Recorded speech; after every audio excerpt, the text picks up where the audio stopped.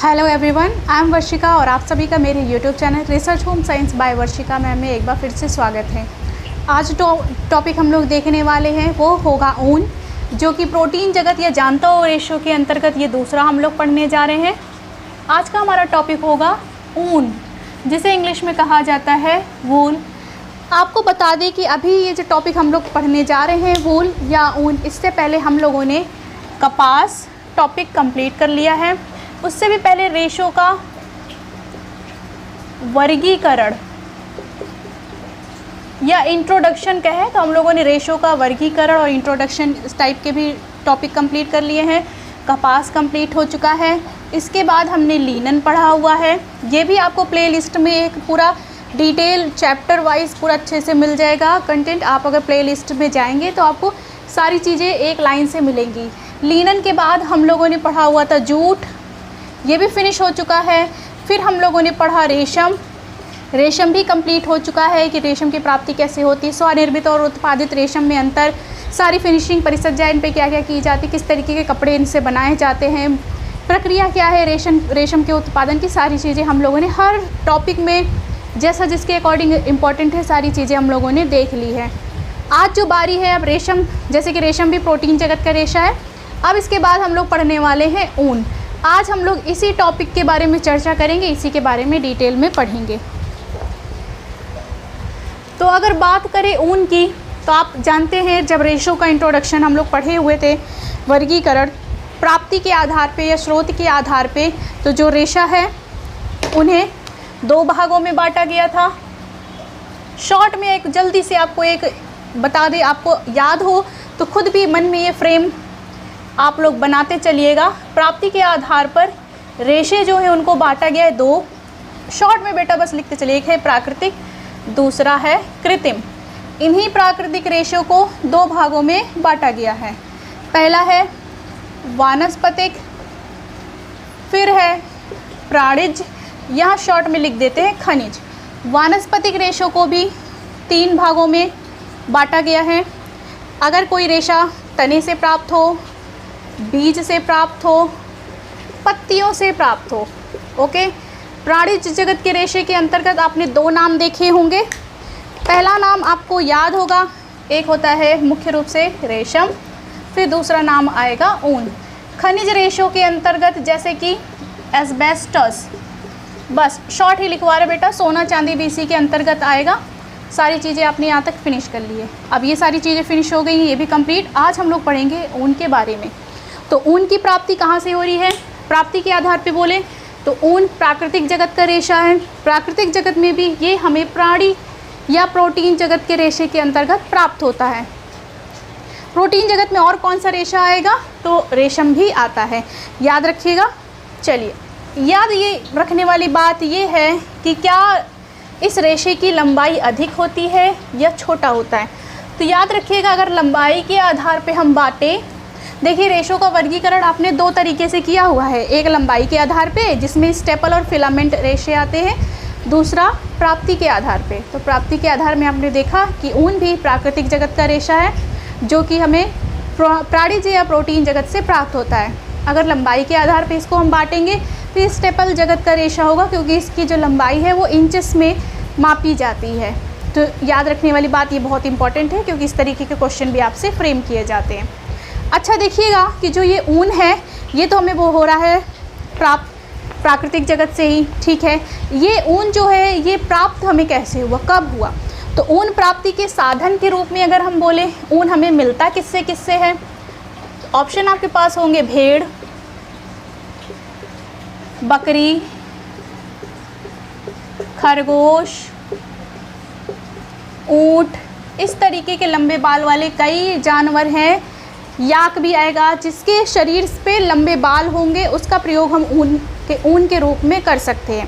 लेकिन इन चारों ऑप्शन में भी सबसे बेस्ट ऑप्शन अगर कहा जाए ऊन प्राप्ति का क्या होगा, तो आप हमेशा भेड़ के साथ ही चलिएगा। अच्छा, भेड़ के साथ मतलब ऑप्शन भेड़ के साथ। तो यहाँ ध्यान दीजिएगा कि जो ये भेड़ है ऊन प्राप्ति का सबसे बेस्ट सोर्स है, बहुत ही अच्छा साधन है। मुख्य रूप से जो अच्छी क्वालिटी के जो ऊन होंगे वो हमें भेड़ से ही प्राप्त होंगे।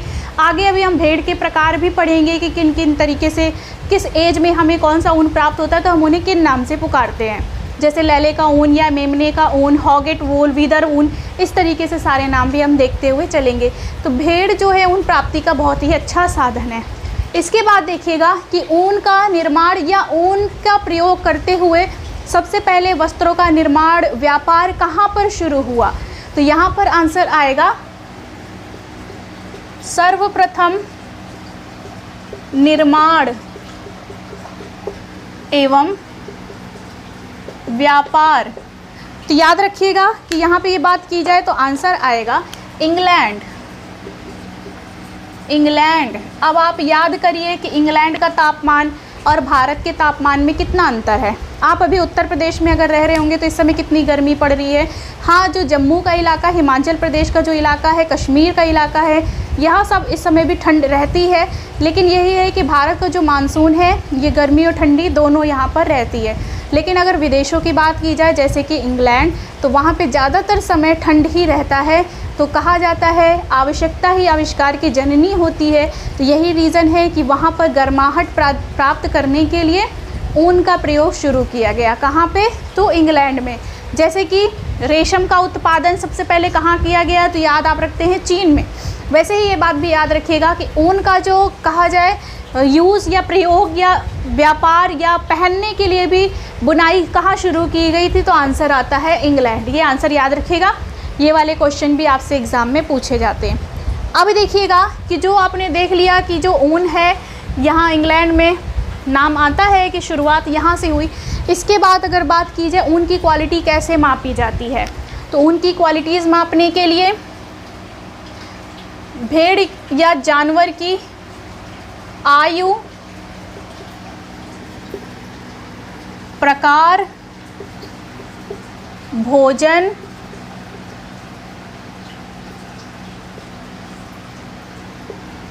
जलवायु आदि को ध्यान में रखते हुए ऊन का प्रकार भी निर्धारित होता है। इसी बेस पे हम लोग ऊन को first class, second class, third class और फोर्थ क्लास कहते हैं। और आप खुद भी जानते होंगे जो चीज़ें फर्स्ट क्लास होंगी मतलब ये हाई क्वालिटी की होंगी, और जो फोर्थ होगी क्लास वो क्या होगी, लो क्वालिटी की होगी। तो यही रीज़न है कि जो फर्स्ट क्वालिटी के ऊन होंगे वो क्वालिटी तो उसमें बहुत अच्छी होगी, गर्माहट प्रदान करेंगे, कोमल भी होंगे, सॉफ्ट भी होंगे, लेकिन क्या है वो महंगे भी होंगे। और अगर बात की जाए लो क्वालिटी की, तो आप देखते होंगे कई तरीके के गलीचे, पावदान या दरी या टोपी या जूते के सोल ऐसे होते हैं जिनमें उन्हीं रेशों का प्रयोग किया जाता है, लेकिन इनमें लो क्वालिटी के रेशों का प्रयोग किया जाता है। इसका ही एक बहुत ही फेमस उदाहरण है नमदा। लो क्वालिटी के रेशों से ही नमदा का भी प्रयोग किया जाता है, निर्माण किया जाता है, जिसमें छोटे छोटे रेशों को प्रयोग किया जाता है। और किसी भी आप टेक्सटाइल में रेशे की अगर बात करें, कोई भी छोटा रेशा अगर हम कहीं भी प्रयोग कर रहे हैं तो वो अच्छी क्वालिटी का नहीं माना जाएगा। हमेशा लंबे रेशे होंगे वही हाई क्वालिटी के होंगे। ऊन में भी दो तरीके के रेशे होते हैं। ऊन में भी अगर लंबाई की बात करें तो रेशे दो तरीके के होते हैं। एक होगा,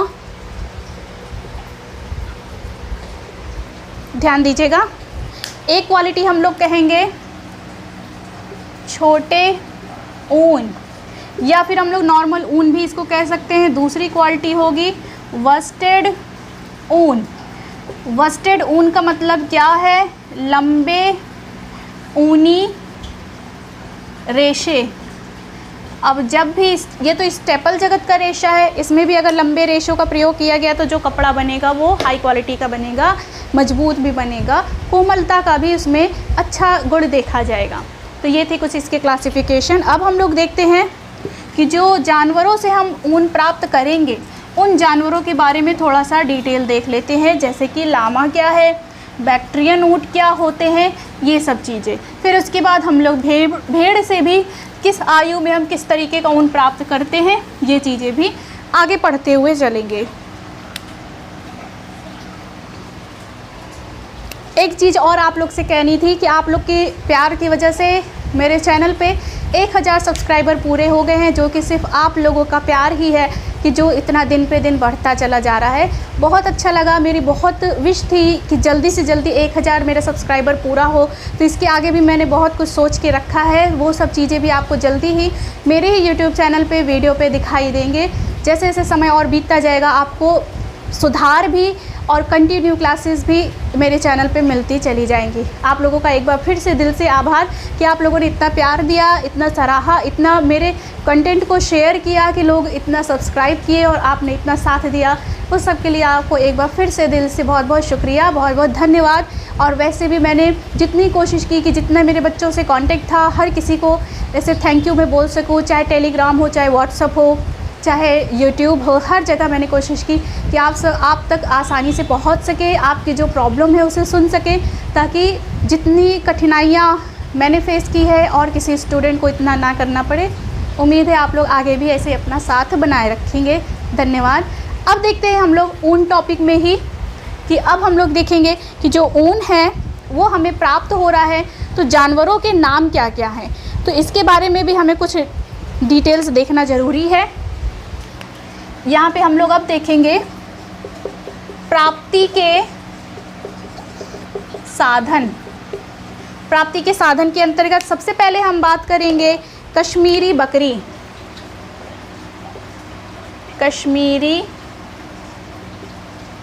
बकरी आपको याद है, शायद नहीं याद होगा, लेकिन आने वाले समय में वो भी चैप्टर हम लोग पढ़ेंगे।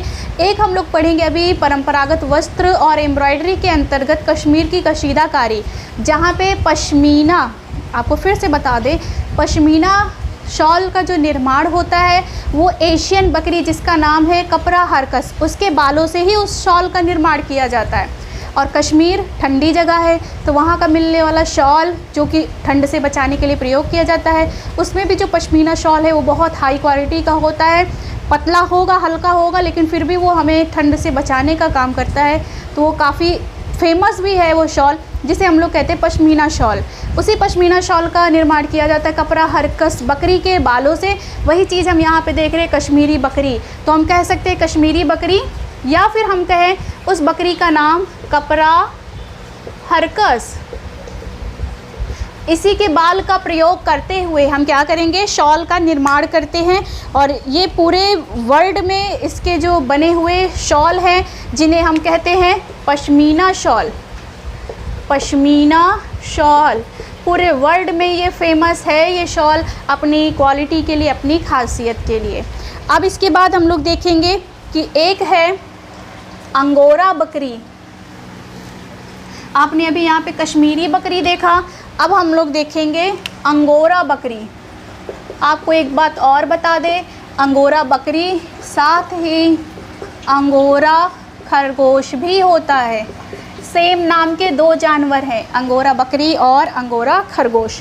जब हम बकरी की बात करेंगे तो आपसे एक क्वेश्चन पूछा जाता है कि मोहेर की प्राप्ति किससे होती है, तो आप आंसर देंगे अंगोरा बकरी।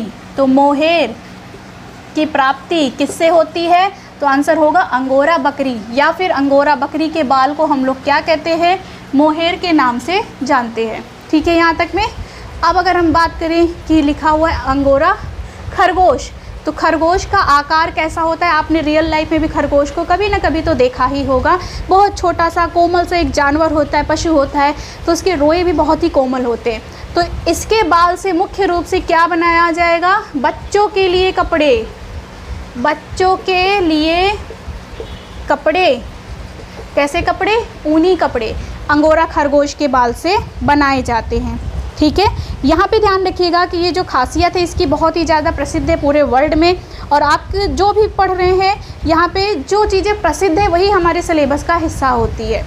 अब हम लोग यहाँ पर देखेंगे नेक्स्ट, अगर बात करें, अब हम देखेंगे कि अल्पाका क्या है।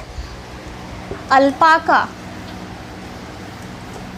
और जिस पॉइंट में जो चीज़ें इंपॉर्टेंट है या जिससे क्वेश्चन बन सकता है वही चीज़ें हम लोग यहाँ पे देखते हुए चलेंगे। बाकी आपको लगता है कि कुछ और भी इसमें ऐड करना चाहिए तो वो सब चीज़ें आप कमेंट में बताइएगा, वो सब चीज़ें MCQ क्वेश्चन में ऐड कर दी जाएगी। अब देखेंगे हम लोग अल्पाका। तो तो अल्पाका के बारे में याद रखिएगा कि ये भी क्या है, एक छोटे कद का जानवर होता है और ये किसकी प्रजाति के अंतर्गत आता है, ये एक तरीके से ऊंट की ही प्रजाति है। देखिए प्रजाति का मतलब ये है कि जैसे कि आप मान लीजिए कोई कैटरपिलर प्रजाति का है तो उसके अंतर्गत उसी तरीके के दिखते हुए कई कीड़े दिखेंगे, सबके नाम भी अलग अलग होते हैं लेकिन उनकी प्रजाति एक होती है। जैसे कि छोटे छोटे कीड़े जिनमें पंख होते हैं, उड़ने वाले होते हैं, तो उसमें आपने एक टिड्डी भी देखी होगी, उस एक होता है उसमें तितली होती है और इस तरीके से पंखों वाले कई कीड़े होते हैं, तो उनकी प्रजाति सेम होती है। इसी तरीके से आपने सरीसृप देखा होगा, सरीसृप भी एक प्रजाति है जिसके अंतर्गत सांप भी आता है और छिपकली भी आती है। तो यहाँ याद रखिएगा ऊँट की ही एक प्रजाति है जिसका नाम है अल्पाका। लेकिन इसकी खासियत क्या होती है, इसकी जो हाइट होती है बहुत छोटी होती है। ये छोटे कद का जानवर है, जो अल्पाका है छोटे कद का जानवर है और इसके जो तंतु होते हैं तो ये छोटे कद का देखिएगा। इसकी जो हाइट है ना, देखेंगे ये अल्पाका जानवर कुछ कुछ आपको भेड़ के जैसे और कुछ कुछ आपको ये ऊँट के जैसे मिलता जुलता दिखाई देता है। उसका बाकी शरीर छोटा होगा। जब उसकी गर्दन की बात आएगी अचानक से उसकी गर्दन लंबी होती है और चेहरा बड़ा प्यारा सा दिखता है। एक बार आप ये अल्पाका शब्द गूगल पे डाल करके एक बार फ़ोटो ज़रूर देखिएगा। इसके रेशे की लंबाई की बात करें तो करीब 12 इंच तक, अल्पाका के रेशे की लंबाई की बात करें तो करीब 12 इंच तक रेशे इसके लंबे होते हैं। और हम जब कपड़ों की बात करें, पाइल बुनाई वस्त्र का ही प्रकार है, बुनाई का प्रकार है जो कहीं कहलाता है पाइल बुनाई। आप लोग आगे में जब पढ़ेंगे बुनाई के प्रकार तो वहाँ पे ये टॉपिक आएगा। तो बुनाई में आप देखेंगे एक फैंसी बुनाई में एक प्रकार आता है पाइल। तो पाइल बुनाई का मतलब क्या है, सतह जिस पे ऐसे रेशे निकले हों या फिर ऐसी सतह जिस पे इस तरीके के रेशे निकले हों।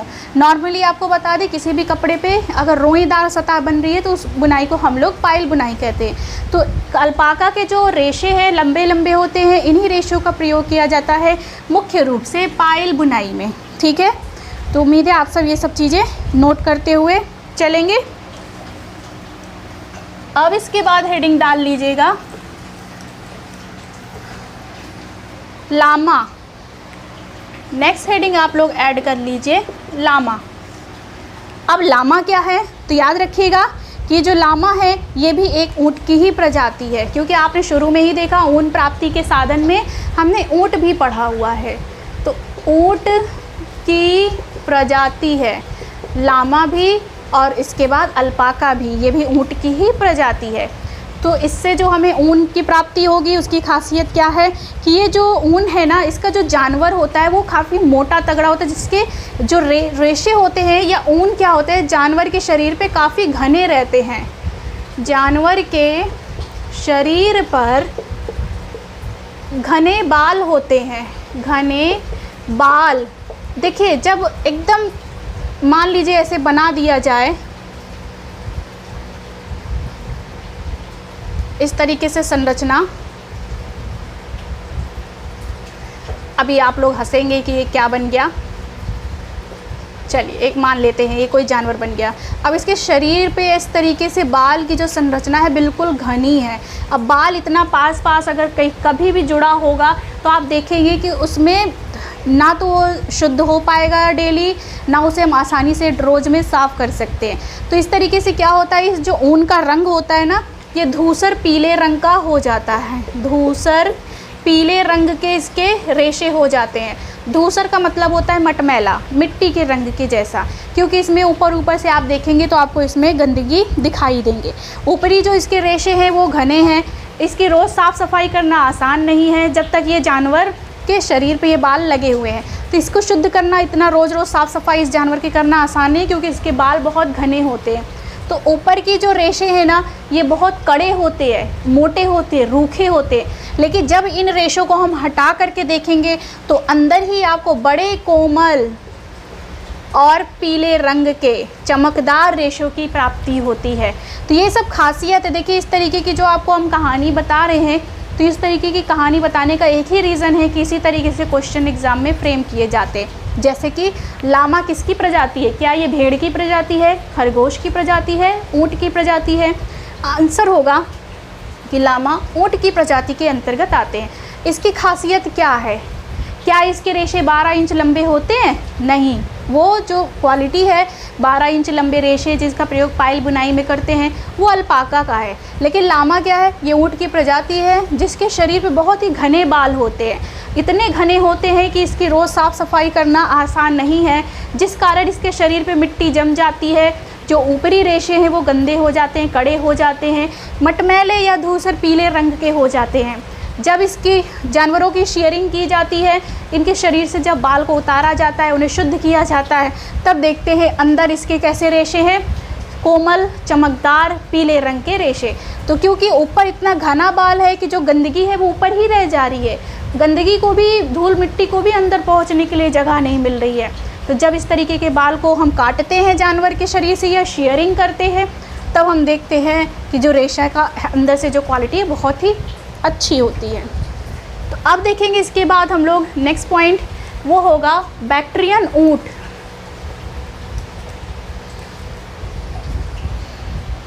नेक्स्ट पॉइंट हम देखेंगे बैक्ट्रियन ऊँट। बैक्ट्रियन ऊँट की खासियत क्या है? ये 2 कुंभों वाला ऊँट है। ये हूबहू ऊँट के जैसे ही दिखेगा, लेकिन जैसे ऊँट के शरीर की बात करें तो एक कुबड़ होता है, लेकिन अगर बैक्ट्रियन ऊँट होगा, ये ऊँट का ही एक नाम है, अगर बैक्ट्रियन ऊँट होगा तो इसके शरीर पे इस तरीके से 2 कुबड़ आपको दिखाई देंगे। यही है 2 कुंभों वाला बैक्ट्रियन ऊँट। और ऊँट से भी हमें रेशों की प्राप्ति होती है। इसके रेशे भी काफ़ी खास होते हैं कि जो ठंडी में रेशे गर्मी का एहसास देते हैं और गर्मी का समय आता है तो यही रेशे कोमलता और ठंडक का एहसास देते हैं। यह है इसकी खासियत। इसके बाद अब हम लोग देखेंगे कि ऊँट क्या है।